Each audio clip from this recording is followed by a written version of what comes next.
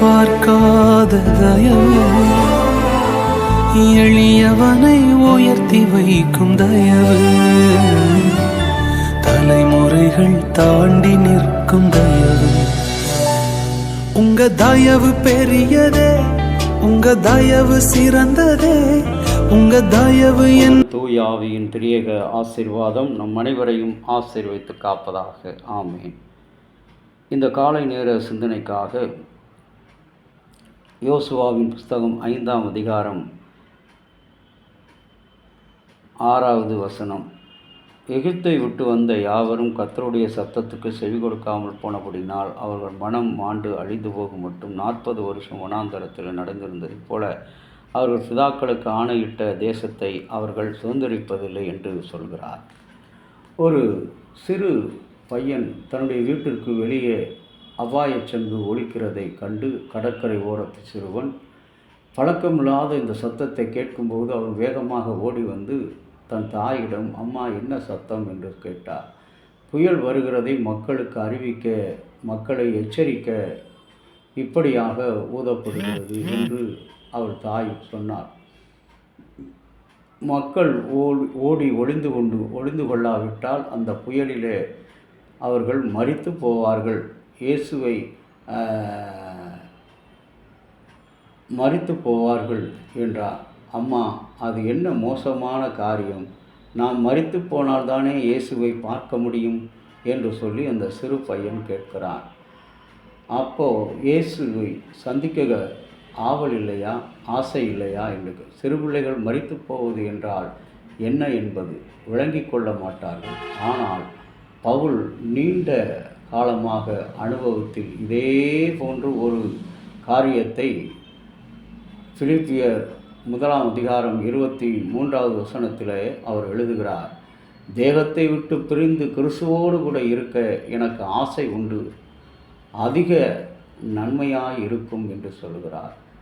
அன்புக்குரிய இறை மக்களே, இன்றைக்கு நம்முடைய வாழ்க்கை இவ்வாறாக இஸ்ரவேல் மக்கள் தேவனை சுதந்திரித்து கொள்ள, தேவனை கண்டுகொள்ள அவர்கள் மனமில்லாமல் சிறிது நல்ல வாழ்க்கை, சுக வாழ்க்கை கிடைத்தவுடனே கடவுளின் சத்தத்துக்கு செவி கொடுக்காமல் யுத்த வீரர்களும் எகிப்தியர்களும் அங்கே வாழ்ந்த காரணத்தினால் கடவுள் அவர்கள் முற்பிதாக்களுக்கு கொடுப்பேன் என்று சொன்ன அந்த தேசத்தை அவர்கள் செல்ல முடியாமல் மாண்டு போய்விட்டார்கள், காண முடியாமல் அவர்கள் மரித்து போய்விட்டார்கள்.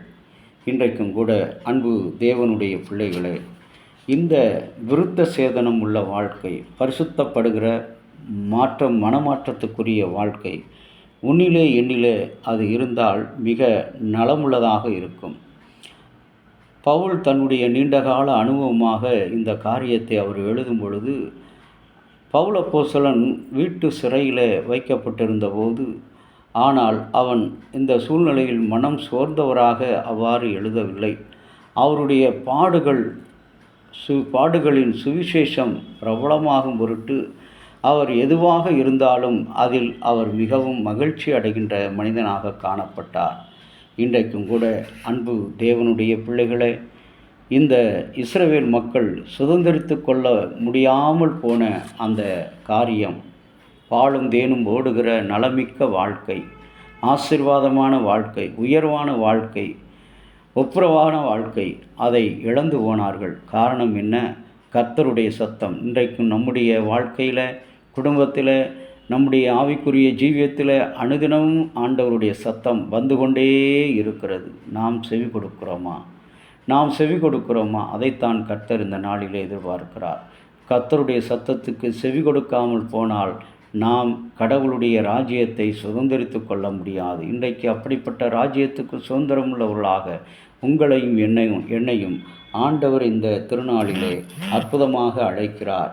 இன்றைக்கும் கூட இந்த உலகத்தினுடைய இந்திய திருநாட்டினுடைய தேசிய கீதத்தை 20ஆம் நூற்றாண்டில் தொடக்கத்தில் வங்காள மொழியிலே எழுதின ரவீந்திரநாத் தாகூருடைய பிறந்த நாள்.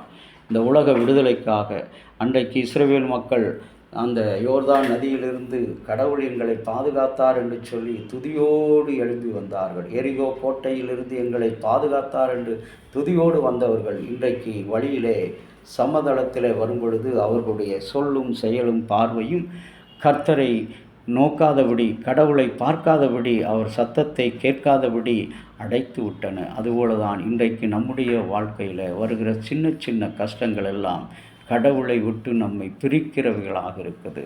ஆனால் கர்த்தர் ஒருபோதும் நம்மை கைவிடாதவர். நாம் இந்த தேகத்தில் இருக்கும் பொழுதே அவர் நம்மோடு இருக்கிறார். அப்படிப்பட்ட உயர்வாழ்வை பெற்றுக்கொள்ள இந்த நாளிலே கர்த்தரை நோக்கி ஜெபம் செய்வோம். அன்புள்ள இயேசு சுவாமி, இரக்கமாக நீர் எங்களுக்காக சிலுவையிலே மரித்து உயிரோடு எழுந்து உன்னதமான தேவனாக இருந்து எங்களை ஆசீர்வதித்தீர். உமக்கு கொடாகொடி ஸ்தோத்திரம். இந்த நாளிலும் எங்களுடைய திருச்சபையில் எங்களுடைய அத்தியட்சர், ஆலோசனை சங்க செயலர், உறுப்பினர்கள் அனைவரையும் உம்முடைய திருக்கரத்தில் ஒப்பு கொடுக்கிறோம். அவர்களிலே ஆண்டவரே நல்ல ஒரு விருத்த சேதனையும், திருச்சபையை தொலைநோக்கு தூரத்தில் ஆண்டவரே சட்டங்கள் விதிகள் எவ்வளவு அழகாக வைத்திருக்கிற அத்துணை காரியங்களையும் அவர்கள் கைக்கொண்டு ஆண்டவரை திருச்சபை நடத்தி செல்ல ஒவ்வொருவருக்கும் ஆலோசனையும் ஆண்டவரே அபிஷேகமும் அர்ப்பணிப்பும் தர வேண்டும் என்று நாங்கள் வேண்டுகிறோம். எங்கள் குருசேகரத்தில் அநேக கிராம பகுதிகள் ஆண்டவரே, அவர்களில் அந்த பக்கமாக அவர்களுடைய கண்கள் திருப்பப்பட எங்கள் திருச்சபை கண்ணோக்கி பாரும். அன்றைக்கு ஆண்டவரே, கடற்கரை ஓரத்தில் குடியிருந்த கலிலேயர்கள் ராஜாக்கள் அனைவரும் இஸ்ரவேலின் நிமித்தம் மனம் தளர்ந்து போனது போல, பலன் மற்றுப்போனது போல போய்விடாதபடி ஆண்டவரே, அந்த ஓரத்தில் இருக்கிற தெற்கு பகுதியில் இருக்கிற மக்கள் திடமடையும்படியாக இந்த திருச்சபையில் இயேசு இன்றும் வாழ்கிறார் என்ற நற்செய்தியை துதியோடு பாடி வர எங்களுடைய அத்தியட்சர், ஆலோசனை சங்கத்தார் அனைவரையும் ஆசீர்வதித்து பயன்படுத்தும். எல்லாவற்றையும் கரத்தில் ஒப்புக் கொடுக்கிறோம். இயேசு கிறிஸ்துவின் நாமத்தில் வேண்டுகிறோம் நல்ல பிதாவே, ஆமேன். தந்தையாகிய கடவுளின் அன்பும் மைந்தராகிய இயேசுனுடைய அருளும் பரிசுத்த ஆவியினுடைய நல்ல ஒரு பாதுகாப்பு உங்கள் அனைவரோடு இருப்பதாக. ஆமேன்.